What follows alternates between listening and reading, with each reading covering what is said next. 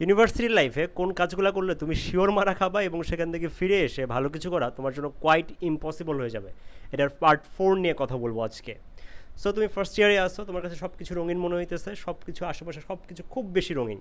তো তুমি ইউনিভার্সিটিতে গিয়ে এমন একটা সার্কেল এক্সপ্লোর করলা যারা খুব বেশি চিল করে, একটা পশ ভাইব নিয়ে চলে। তো তোমার কাছে জিনিসটা খুব বেশি ভালো লাগলো এবং তুমি তাদের সাথে জয়েন করলা এবং চিল করা শুরু করে দিলা।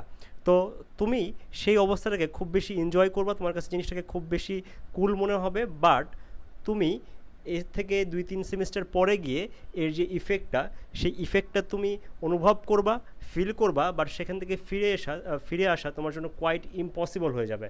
তোমার বিষয়টা একটু এক্সপ্লোর মানে একটু ভেঙে বলি আর কি। তুমি কলেজ লাইফে হয়তো ভালো স্টুডেন্ট ছিলা, বাট ইউনিভার্সিটি লাইফে তুমি যখন যাবা, এই সার্কেলটা চুজ করা, ওয়াইজলি চুজ করা তোমার জন্য খুবই ইম্পর্টেন্ট। তুমি যদি একটা বাজে সার্কেল চুজ করো, তাহলে তাদের যে অ্যাক্টিভিটিসগুলো আছে, তাদের যে বিষয়গুলো আছে, সেগুলো তুমি অ্যাকোয়ার করবা, তুমি তাদের মতো করেই চলার চেষ্টা করবা। আলটিমেটলি কী হবে, তোমার যে ফ্লোটা, তোমার যে পড়াশোনা করার যে ফ্লোটা, তুমি সেটা হারায় ফেলবা।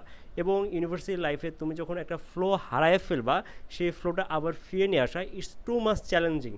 তো তুমি যদি ইউনিভার্সিটি লাইফে মারা খাইতেই চাও, তাহলে তুমি অবশ্যই তুমি একটা বাজে সার্কেল চুজ করো।